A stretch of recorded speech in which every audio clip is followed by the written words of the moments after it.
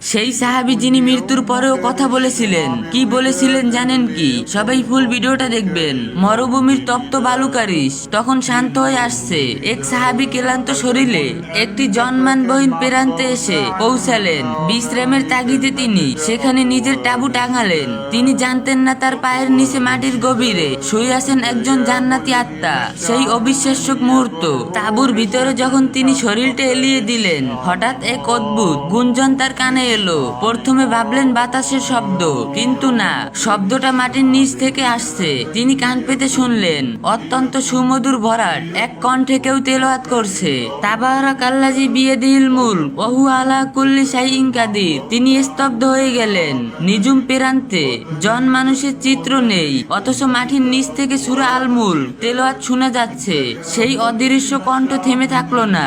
সূরাটির প্রতিটি আয়াত অত্যন্ত স্পষ্টভাবে তেলাওয়াত করে একদম শেষ পর্যন্ত 30টি আয়াত সম্পূর্ণ করলো। রাসূল সাল্লাল্লাহু আলাইহি সাল্লামের দরবারে সেই সংবাদ। সাহাবী বিনয় হয়ে দূরত্ব মদিনার পানে ছুটলেন, সোজা চলে এলেন নবীজি সাল্লাল্লাহু আলাইহি সাল্লামের পবিত্র দরবারে। হাঁপাতে হাঁপাতে বললেন, হে আল্লাহর রাসূল, আজ এক অলৌকিক কাণ্ড দেখে এলাম। আমি অজান্তে এক কবরের উপর তাঁবু গেড়েছিলাম, আর সেই কবরের ভিতর থেকে সুমধুর কণ্ঠে সূরা মুলকের তেলাওয়াত শুনেছি।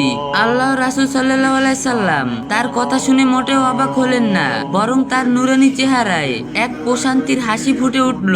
তিনি রহস্য উচ্ছন্ন করে বললেন, এই সূরাটি হলো রক্ষাকারী, এটি মুক্তির দানকারী, যা পাঠকারীকে কবরের আযাব থেকে রক্ষা করে। কেন এমন হলো? সেই মৃত সাহাবী জীবিত অবস্থায় প্রতিদিন রাতে ঘুমানোর আগে অত্যন্ত মহব্বতের সাথে সূরা মুলক তেলাওয়াত করতেন। কোরআনের সাথে তার এই অবিচ্ছেদ্য প্রেম দেখে আল্লাহ তাআলা তার কবরের জগৎকেও কোরআনের আলোয় আলোকিত করে দিয়েছেন। আযাব তো দূরের কথা, কবরের একাকিত্ব দূর করতে খোদ কোরআনের আয়াতগুলো তার সঙ্গী হয়ে গেছে।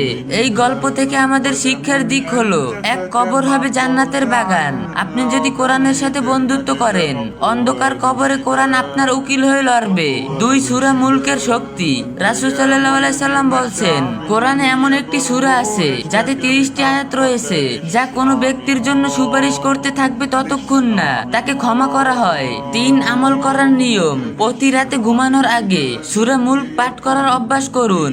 এতে আমাদের কবরের আযাব থেকে চিরস্থায়ী মুক্তি দিতে পারে। ভিডিওটা শেয়ার করে দিবেন। যদি আপনার এই শেয়ার করা ভিডিও দেখে কেউ এই আমলটি শুরু করেন, তবে সেটি আপনার জন্য হবে সাদকায়ে জারিয়া। ইসলামের যে কোনো বিষয় সুন্দরভাবে জানতে বুঝতে এই আইডিটি ফলো দিয়ে রাখুন।